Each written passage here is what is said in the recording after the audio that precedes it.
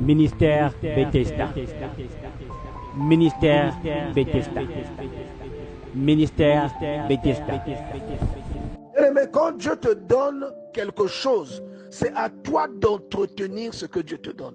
Vous voyez que Dieu a ordonné à Moïse de bâtir le tabernacle. Il lui a montré le plan. Il y a un bien-aimé qui est marié aujourd'hui. C'est le plan de Dieu. C'est Dieu qui a voulu que tu te maries, que tu épouses cet homme, que tu épouses cette femme. Mais l'entretien du tabernacle, l'entretien qui était fait par les prêtres, était un entretien quotidien. Dieu avait dit que la flamme qu'ils avaient mise dans le tabernacle, qu'ils avaient allumée, ne devait jamais s'éteindre. Donc c'était eux qui garantissaient que la flamme-là soit allumée. Ce n'est pas Dieu qui a allumé cette flamme-là pour eux. Donc la flamme dans ton couple, une fois que tu es marié, que tu commences à tomber dans la monotonie, c'est à toi de la cultiver, c'est à toi de la développer, c'est à toi de la maintenir en activité. C'est comme lorsque Dieu demande à Adam, il le place, la Bible dit que Dieu a placé Adam dans le jardin pour qu'il le cultivât et pour qu'il le gardât. Donc Dieu l'a placé là, pas pour qu'il soit un spectateur, mais pour garder le jardin et pour le cultiver. Qu'il en soit le gardien et ensuite qu'il puisse le proliférer, qu'il en prenne soin. Et c'est la même chose que Dieu attend de toi dans ton foyer. Tu dois entretenir ton foyer. Tu dois conquérir tous les jours, quand tu te lèves, tu dois conquérir ton mari. Tous les jours quand tu te lèves. Tu dois le conquérir par une nouvelle facette. Tu dois être une personne rare qui a des facettes que le mari n'a pas encore découvertes. Il est tout le temps en train d'être surpris de découvrir de nouvelles facettes de toi. Tu dois avoir de l'inspiration, de l'imagination. Tu vois? Voilà pourquoi je dis que c'est facile pour quelqu'un qui est à l'extérieur de tomber amoureux de toi. Mais c'est difficile lorsque tu es dans une maison de convaincre encore la personne qui t'a déjà aimé. Et c'est là où on sait que tu es fort.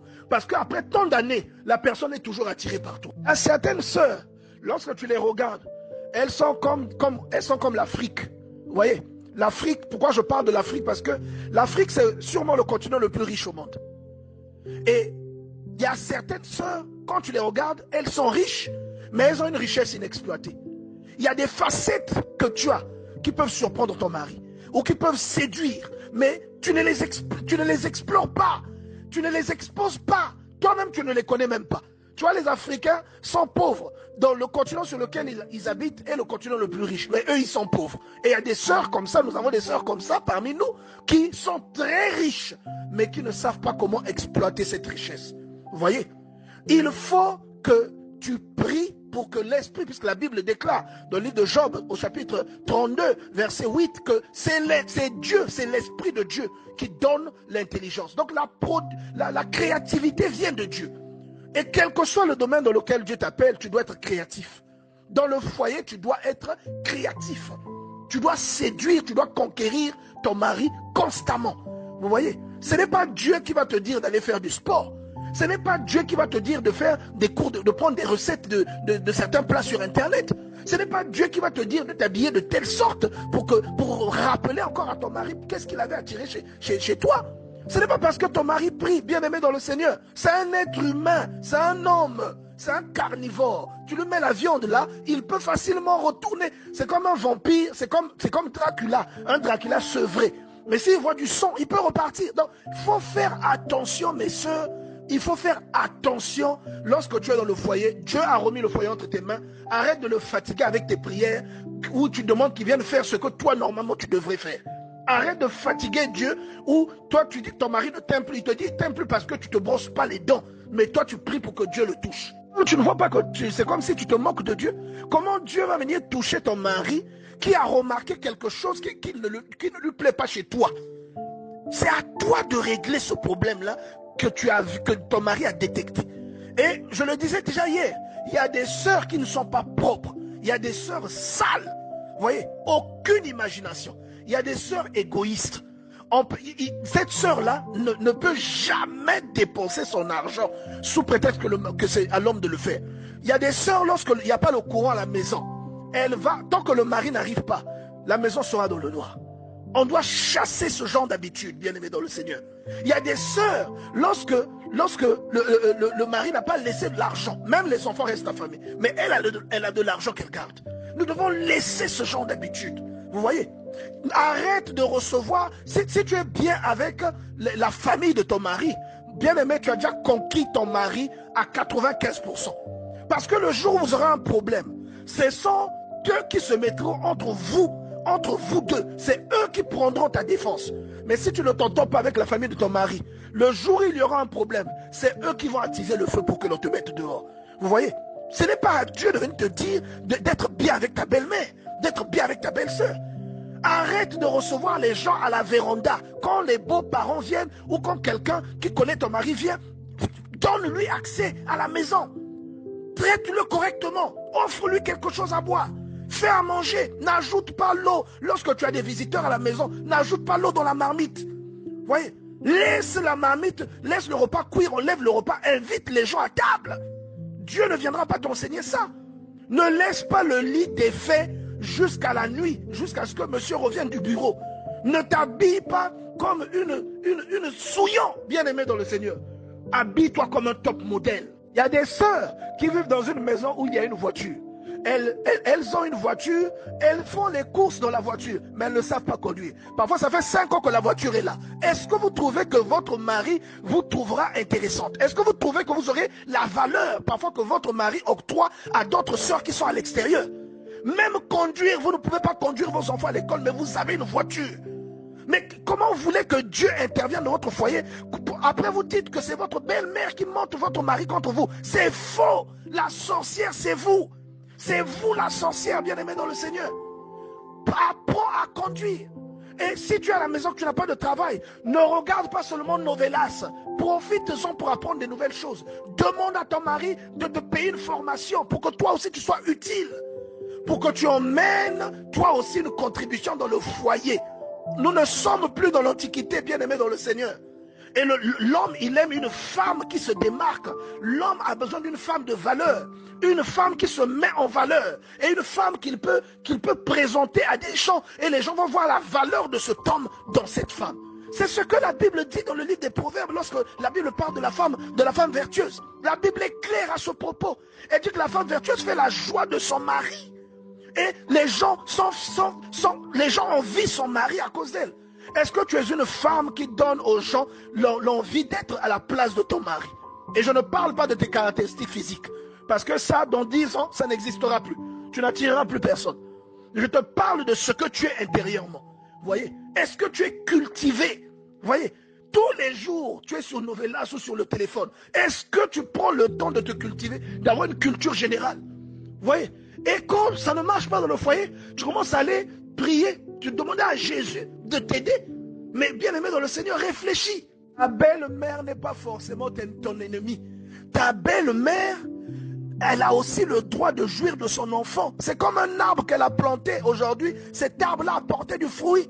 C'est elle qui a planté cet arbre. Alors cet arbre servira. Mais c'est elle qui l'a planté. Elle a le droit. Lorsque tu rentres dans la vie de quelqu'un, assure-toi que les choses que cette personne pratiquait ne changent pas parce que toi tu arrives. Parce qu'il y a aussi des hommes qui ne sont pas sages.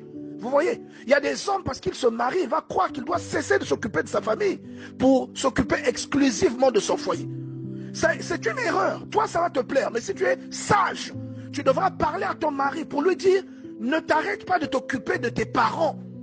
Parce que on lira ce changement avec ton arrivée dans la vie de cette personne. Alors que parfois tu n'as rien à voir avec ça. Vous voyez? N'encourage pas ça. Ou quand tu arrives dans la vie de quelqu'un, les gens doivent remarquer des changements positifs. Il ne s'occupait pas de ses parents. Toi, quand tu arrives dans sa vie, tu lui dis, est-ce que tu prends soin de tes parents? Au moins ton père et ta mère. Et tu l'encourages à le faire. Vous voyez? Même si les hommes ne reconnaissent pas ta valeur, Dieu reconnaîtra ta valeur. Parce que la Bible dit, honore ton père et ta mère. La Bible dit que celui qui prend soin de son père et sa mère est béni. Et celui qui maudit son père et sa mère, sa lampe s'éteindra au milieu de l'obscurité. Vous voyez? Donc ne sois pas la cause pour laquelle ton mari sera séparé de ses parents. Ne sois pas cette femme-là. Sois la femme qui va ressortir le meilleur côté que même ceux qui ont mis au monde ce monsieur-là n'ont jamais découvert dans leur vie. Sois cette femme-là. Sois inventive, sois créative, sois inspirée. Et surtout, prie beaucoup. Parce que tu auras beaucoup de combats. Le diable n'aime pas les bonnes choses. Le diable n'aime pas les femmes qui emmènent la délivrance.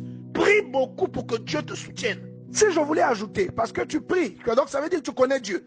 Alors, il y a beaucoup de femmes qui connaissent Dieu, mais quand tu viens dans le foyer qu'elles gèrent, c'est tout l'inverse. On a l'impression que c'est quelqu'un qui n'a jamais entendu parler. En fait, tu connais Dieu de nom, mais il ne connaît pas les caractéristiques de ce Dieu-là. Oui. Tu peux arriver, il y a des femmes qui se marient avec des hommes qui ont déjà des enfants. Et lorsque tu arrives, ne maltraite pas les enfants de d'autrui. Et pire, parfois, la maman de ces enfants-là est décédée. Ne maltraite pas les enfants d'autrui. Ce ne sont pas ces enfants qui te combattront si tu fais ça. C'est Dieu qui se dressera contre toi. Vous voyez? Ne sois pas une marâtre. Va voir là, parce que souvent on utilise le terme marâtre à tort et à travers. Va voir dans le dictionnaire la signification du mot marâtre. Vous voyez? Fais même que ces enfants-là ne ressentent pas que tu es leur belle-mère, mais que ces enfants-là ressentent que tu es leur maman. Si tu n'aimes pas les enfants de quelqu'un, cet homme-là, même s'il ne s'en aperçoit pas, Dieu s'en aperçoit. Dieu t'exposera. Et Dieu détruira ta vie, bien-aimée dans le Seigneur. Vous voyez? Parce que si tu pries, tu devrais avoir les vertus d'une femme qui prie. Tu vois? Tu devrais exposer des signes qui emmènent les gens à la conversion, rien qu'en regardant ton comportement. Vous voyez? C'est ce que la parole de Dieu conseille. Et j'aimerais parler à une sœur aujourd'hui. Ma sœur, il y a des choses que Dieu ne fera jamais à ta place. Si tu es médiocre, tant que tu ne cherches pas à t'exercer ou à élever ton niveau, tu resteras médiocre jusqu'à ta vie. Tu comprends? Arrête d'aller parler de ton mari chez tes parents. Ils vont haïr ton mari. Toi, tu es leur enfant, ils ne t'haïront pas. Et ils n'auront jamais un regard objectif. Des fois, quand tu reviens à la maison, tu te rends compte que c'est toi qui avais tort. Mais puisque tu l'as déjà dit, eux, ils ne le comprendront pas comme cela. Ils retiendront seulement ce que toi tu as dit. Et ils vont détester ton mari. Ils ne le respecteront plus. Si tu t'es chamaillé avec ton mari, ceux qui viennent vous rendre visite n'ont pas forcément besoin de savoir que vous vous êtes disputé la nuit. Ils n'ont pas forcément besoin de savoir que vous vous êtes disputé avant qu'ils ne partent au boulot. Ils n'ont pas forcément besoin de savoir qu'il ne t'a pas laissé l'argent du marché. Si tu es une bonne épouse, tu peux combler ce vide et t'arranger à ce que les gens ne le sachent pas. Et tu régleras avec ton mari. Tu vois que ce combat, Dieu ne t'abandonnera pas dedans. Dieu interviendra dans ce combat et il ramènera ton mari à la raison. Parce que là, ta force à toi s'arrête. Il y a des choses où ta force à toi cesse de réagir. Et c'est Dieu maintenant qui a besoin de prendre le relais. Mais il y a des choses sur lesquelles tu déranges Dieu. Mais en fait, c'est parce que tu es paresseuse. Il y a des choses que toi, tu devrais travailler. Dieu ne va jamais t'apprendre à t'habiller. Oui, essaie de copier chez quelqu'un que tu vois que cette personne s'habille bien. Copie chez cette personne. Demande à cette personne de t'orienter. Allez faire les courses ensemble. Deviens une femme émancipée. Arrête de porter des haillons. Arrête de porter des vêtements qui n'ont aucun sens. Des vêtements qui ne te mettent pas en valeur devant ton mari. Arrête de porter des choses qui te font passer pour quelqu'un. Lorsque l'on passe, c'est comme si tu n'étais même pas là. Dans la maison, ton mari doit remarquer ta présence. Il doit toujours être attiré vers toi. Tu comprends, bien-aimé dans le Seigneur? Donc, il y a des choses, il y a des jeûnes parfois de 7 jours, de 21 jours, de 40 jours que tu fais. En fait, c'est une grève de la faim que tu fais. Ton problème ne sera pas résolu. Tu seras frustré, tu crois que Dieu ne t'exauce pas, alors que Dieu ne peut pas exaucer parce qu'il t'a déjà donné. Comment veux-tu que Dieu t'aide alors qu'il t'a déjà remis ce dont tu as besoin? C'est à toi de l'exploiter. On t'a donné un couteau, mais tu es en train de dire à Dieu, je ne peux pas couper tel morceau. Mais Dieu te dit, mais tu as un couteau, utilise-le. Si ton slip est troué, jette-le, bien-aimé. Si ton slip est troué, même si ton mari ne te le dit pas, je te garantis que c'est quelque chose qui baisse ta valeur. Il y a des femmes qui portent parfois des sous-vêtements qui ne sont pas dignes de ce nom. Si c'est le cas, rejette-le. Tombe et la chance de tomber sur un homme qui peut te le dire. Mais si tu tombes chez un homme timide, il ne te le dira pas. Mais il y a beaucoup de choses qui marquent les hommes. Vous voyez? Donc si tu portes des sous-vêtements, un soutien par exemple, il y a des femmes qui ont des soutiens qui sont noirs sous les aisselles. Jette ce soutien, bien-aimé dans le Seigneur. Jette-le. Ça ne reflète pas l'image de quelqu'un qui veut conquérir son mari. On te fait remarquer souvent que tu ne sens pas bon. Utilise des citrons. Il y a des femmes qui puent. Lorsqu'elle fait le ménage, toute la maison se répand d'une odeur de transpiration. Alors qu'il y a d'autres femmes, lorsqu'elles le font, tu ne remarques pas cela. Donc Dieu, il y a des choses qu'il ne viendra jamais t'enseigner. Si vous avez dormi sur un drap depuis plusieurs jours, change le drap. Ce n'est pas Dieu qui viendra te dire de changer le drap. Sois une femme propre, bien-aimée dans le Seigneur. Arrête de préparer le même plat tous les jours. Le plat fétiche tous les jours. Nsakmadeso, tous les jours, Nsakmadeso. Arrête avec ça, bien-aimé dans le Seigneur. Va sur Internet. Va chercher des plats. Va faire des petits... Apprends à faire de la pâtisserie pour faire des gâteaux à ton mari. Fais-lui des crêpes au petit déjeuner. Voyez, quand tu vas faire les ristounes, tu enlèves l'argent de la popote et tu contribues pour faire tes ristounes. Mais tu es incapable de faire la même chose pour satisfaire ton mari. Tu es une femme égoïste. Et c'est peut-être pour ça que Dieu n'intervient pas dans ta vie. Tu n'as aucune culture. Essaie de te cultiver. Grandis. Ajoute de la valeur sur toi. Ta vie est comme une fleur. Si tu l'arroses, elle pousse. Tu ne l'arroses pas, elle se fane. Et si elle se fane, on te jette. Et si on te jette, je te parle là du mariage. Je te garantis, bien-aimé dans le Seigneur, même si tu es dans la maison, tu ne seras là que pour décorer la maison. Tu seras là comme un meuble. Parce que le cœur de ton mari appartiendra à quelqu'un d'autre. Et aussi, ce que tu fais avec ton mari dans la chambre, ça ne te concerne que toi, ça ne concerne pas tes amis. Il y a des femmes, elle est mariée, mais ses amis ne sont pas des femmes mariées. Ses amis font encore la vie. Et elle prend, même si c'est une amie mariée, elle prend ce qu'elle fait dans la chambre, elle va raconter à une amie. Ne va pas dire dehors que ton mari a telle défaillance. Ne va pas parler des mensurations de ton mari à l'extérieur. Tu vas faire entrer le diable dans ta maison, ma soeur. Ne va pas dévoiler l'intimité de ton mari dehors. Les performances ou les compétences de ton mari, arrête d'en parler à tes copines. Celle à qui tu le dis, c'est celle qui te remplacera dans le foyer. Vous voyez? Si ton mari est un incompétent, ne va pas le crier dehors. Prie pour lui parce que c'est ton extension, c'est une partie de toi. Vous voyez? On se souvient tous de Lévitique chapitre 18. Hein? Tu ne découvriras pas la nudité de ton oncle. Tu n'iras pas vers sa femme parce que c'est ta tante. Tu vois, on te dit tu ne découvriras la nudité de ton oncle, mais on te parle de la nudité de sa femme. Donc si tu découvres la nudité de la femme de ton oncle, c'est la nudité de ton oncle que tu as découvert. Donc quand tu prends ton mari, que tu l'exposes à l'extérieur, en fait c'est toi que tu exposes une extension de toi. C'est ta nudité que tu exposes. Ne parle pas de la compétence ou de l'incompétence de ton mari dans la chambre à l'extérieur. N'en parle pas à quelqu'un dehors. Le jour où vous ne serez plus en bon terme, tu verras ce propos sur les réseaux sociaux. La personne publiera ça sur les réseaux sociaux. Et surtout que vous les femmes, vous ne restez pas amis très longtemps. Tu verras, ça va fuiter. Et tout le monde saura que ton mari, c'est ton pouce. Tout le monde saura ça. Vous voyez? Faites attention, bien-aimés dans le Seigneur. Faites attention. Si tu remarques des lacunes auprès de ton mari, prie pour lui. Prie. Si tu remarques qu'il a des difficultés, prie. Dieu peut guérir toutes sortes de difficultés. Mais ne dis pas dehors que ton mari c'est Pousselina. Ceux qui connaissent le conte de Pousselina comprendront ce que je veux dire. Ne dis pas dehors que ton mari c'est Pousselina. N'en parle pas aux gens à l'extérieur. Le jour où vous ne serez plus en bon terme, ces gens-là vont en parler. Tu verras ça même sur la page Facebook de quelqu'un. Vous voyez? Donc quand tu es dans une situation difficile avec ton mari, parce que tous les couples traversent forcément des situations. Quand tu es dans une situation difficile, ton premier recours, c'est Dieu. Ton meilleur ami, c'est Dieu. Le premier à qui tu exposes le problème, c'est Dieu. Parce que le conseiller le plus extraordinaire, c'est le Saint-Esprit de Dieu. Donc si tu parles de ton problème à Dieu, au lieu de pleurer, au lieu de crier, au lieu de te lamenter, au lieu de l'exposer, prie pour ce problème. Vous voyez? Prie pour ce problème, expose-le auprès de Dieu et Dieu réglera ce problème. Ne va pas à l'extérieur parce que ton mari n'a plus de travail. Il y a des femmes qui sont là quand le mari a du travail et que tout va bien. Mais lorsque le mari n'a plus de moyens, elle s'enfuit au dehors. Elle va chercher un pompier. Ne va pas trouver un pompier parce que ton mari a un problème sexuel. Ne va pas courir derrière un pompier. Tu vas emmener la malédiction dans ta vie et dans la vie de tes enfants bien-aimés dans le Seigneur. Prie pour les problèmes que tu as et Dieu te délivrera. Ne sois pas une femme ingrate. Si tu gagnes plus que ton mari, bien-aimé dans le Seigneur, ta famille n'est pas obligée de le savoir. Ta famille n'est pas obligée de savoir que c'est toi qui as payé le tapis de la maison. Ta famille n'est pas obligée de savoir que c'est toi qui as changé les roues de la voiture. Ils ne sont pas obligés de savoir. La famille de laquelle tu sors, c'est la même chose que toi aussi tu es en train de refaire avec ton mari parce que toi aussi tu engendres une famille. Tu as formé une famille avec ton mari.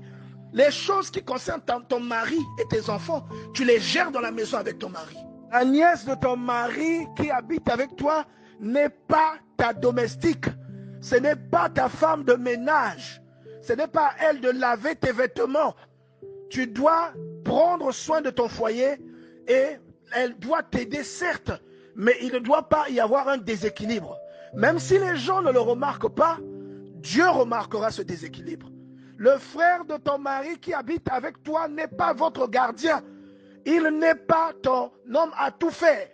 Tu dois le respecter et tu dois le nourrir comme il se doit. Tu dois faire tout pour que Dieu soit de ton côté. Si l'oncle de ton mari habite avec vous, ce n'est pas lui qui ensorcelle tes enfants pour qu'ils ne réussissent pas à l'école, pour qu'ils ne réussissent pas à leurs examens. Cela est dû au fait que tu n'es pas une femme vaillante et que tu n'es pas une femme vigilante et que tu ne parles pas à tes enfants ou encore que tu ne les orientes pas.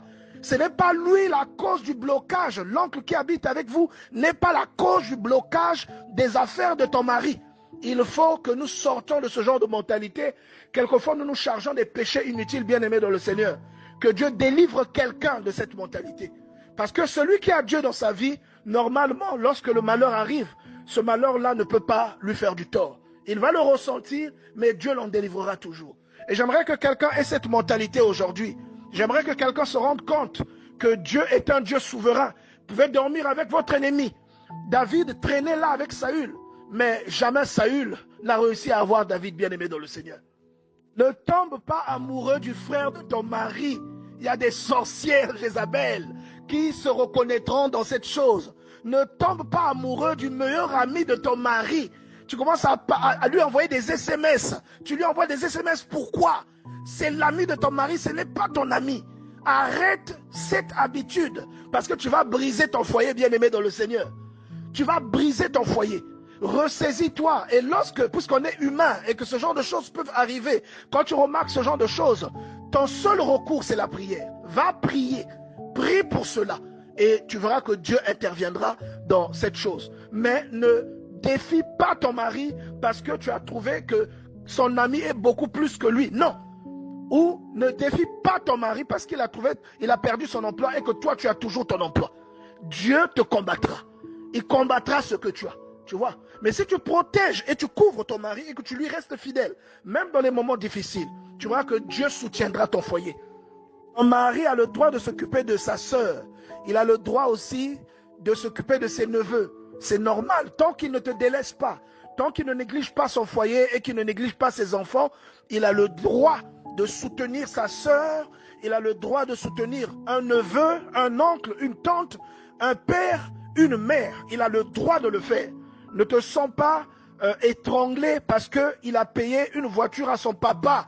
C'est grâce à ce papa que tu as un mari parce que sans ce papa, ce mari ne serait pas né.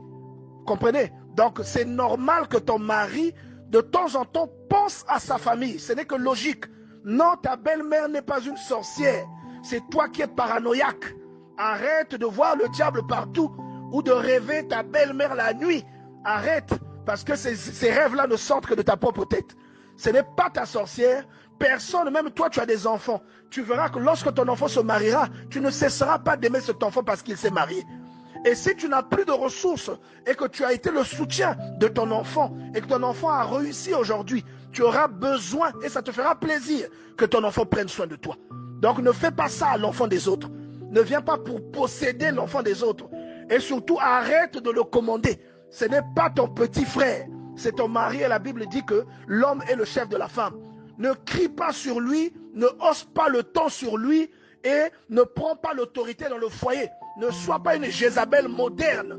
Sois une femme qui aime et respecte son mari et qui prend en compte les décisions de son mari. Et surtout, garde bien à l'esprit que dans un foyer, le dernier mot revient au mari. Et qu'un foyer est dirigé et géré par le mari. Toi, tu n'es que l'aide de ton mari et tu es aussi son complice. Dieu a donné à chacun un rôle, que chacun respecte ce rôle parce que c'est une instruction de Dieu.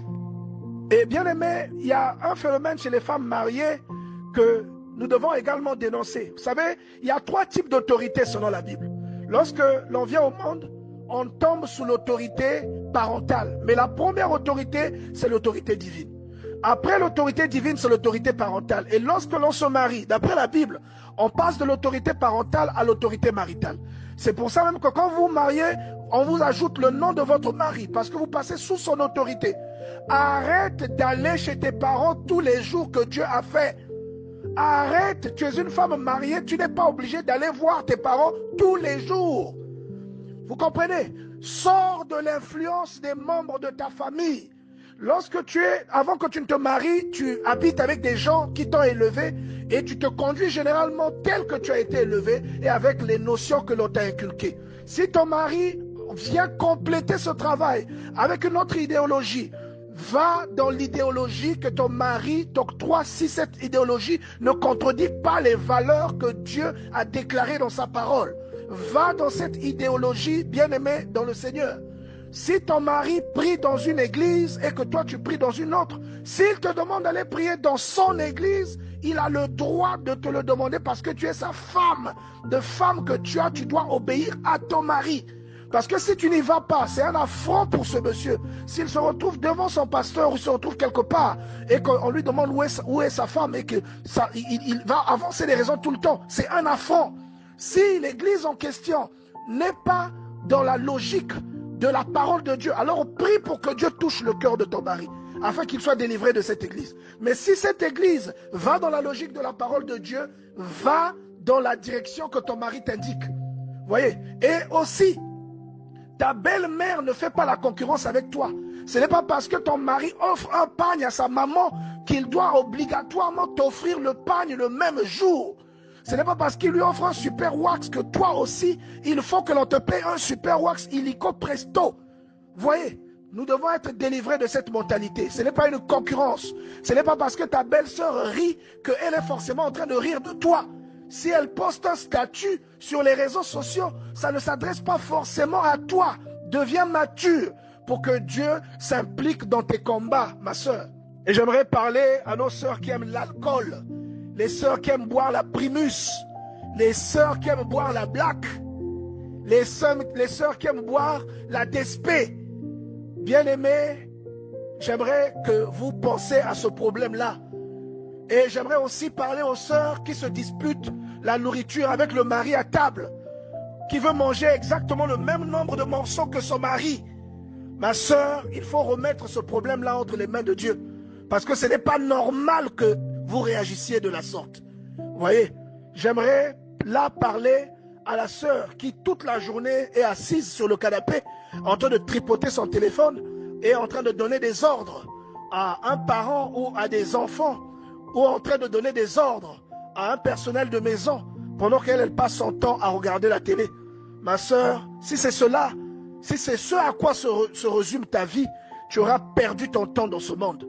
En dehors de te marier, de donner des enfants, tu auras perdu du temps parce que tu n'auras pas servi à grand chose. Tu n'auras servi à rien d'autre en fait.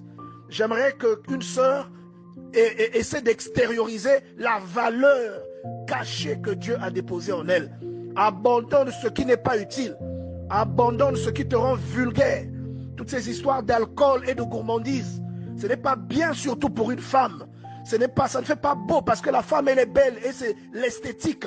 Regardez comment Dieu a conçu la femme. Abandonne ces choses, ce ne sont pas des choses pour toi. Laisse ces choses-là à d'autres personnes ou aux femmes qui ressemblent à ces choses-là. Mais à toi, sois une femme vertueuse, sois une femme douce. Parle à ton mari avec amour, respecte ton mari et prie le Seigneur. Ministère Bethesda. Ministère Bethesda. Ministère Bethesda.